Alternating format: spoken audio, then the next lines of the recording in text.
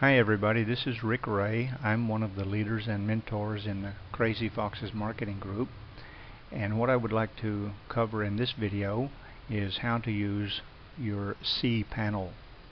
We start with my website, my domain, which is gvomentor.com, and in this domain I have, as you do, a back office where I can access various files and directories, and that's what we want to look at. So I'll open a new page in the browser here and type in my domain name, gvomentor.com/cpanel.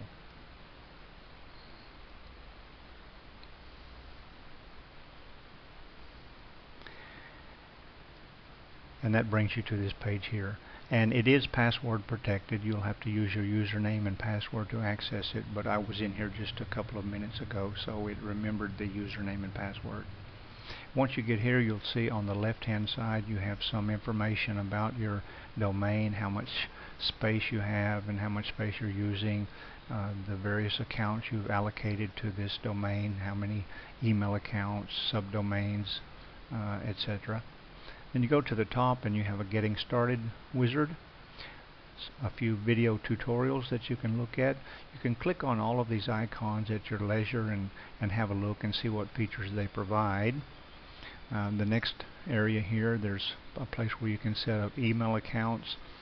If you wanted to have an email account with your domain, I've set one up here for this domain, rick@gvomentor.com. And you can do that right here, just filling in a couple of blanks with your email name that you would like to have, perhaps admin@gvomentor.com, and then put your password and then create. It's as simple as that.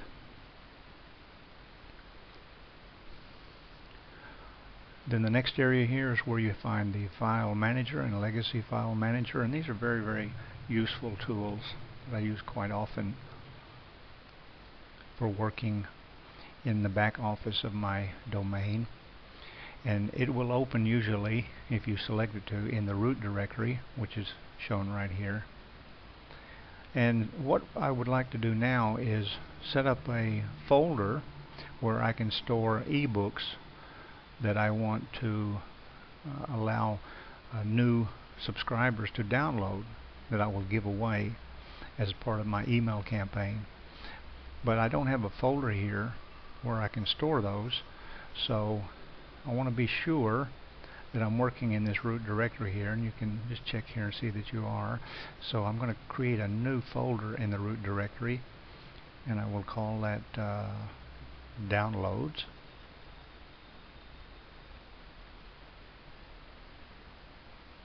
Okay, and it refreshes and you'll see that I have that folder there, downloads. Just double click on that and there's nothing there. You can see here that I'm now working in that directory. So I want to upload an ebook and store it on my domain. You get this screen here. You can upload several files at one time if you want to. Let's just go and find an ebook and grab it right quick.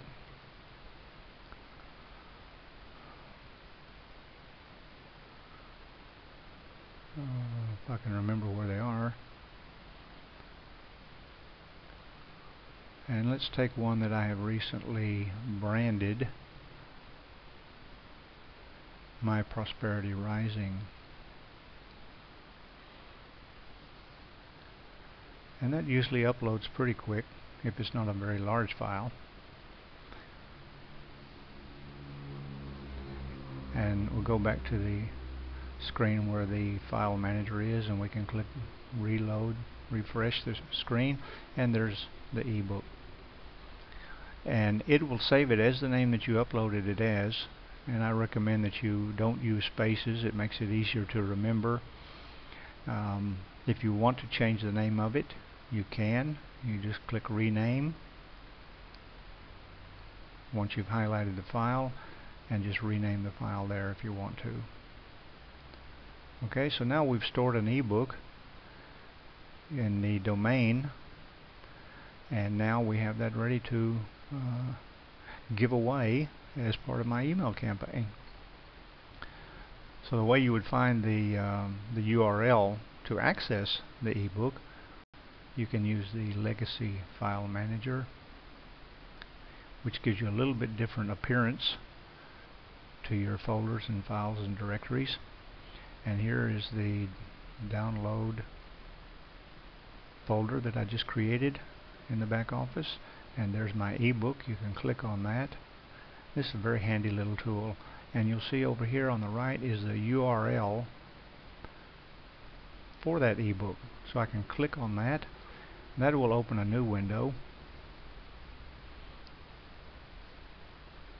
and go directly to that URL, and you see there is the ebook. If I put that URL in my thank you page, or perhaps in the activation email that will be sent out, and subscribers will click on the activation URL and at the same time receive the ebook. So I just copy and paste that. You can't see that on your screen, but I just copy and paste that, and then I would take that and use that in the thank you page or in the activation URL for my email campaign. So that's how you use the file manager in the cPanel. Very, very simple process. Easy to upload files, create directories. If you wanted to save banners so you could access them from your domain, just create a folder called banners and then upload those banners that you want to. So in the next video we'll look at cPanel again, and then we'll look at a neat little feature, the Fantastico Deluxe, which has loads and loads of scripts that you can upload to your that you can install rather on your domain, such as WordPress, shopping carts, calendars, and things like that. And in the next video we'll look at how to do that. Okay, I hope you find this video useful, and thank you very much for watching.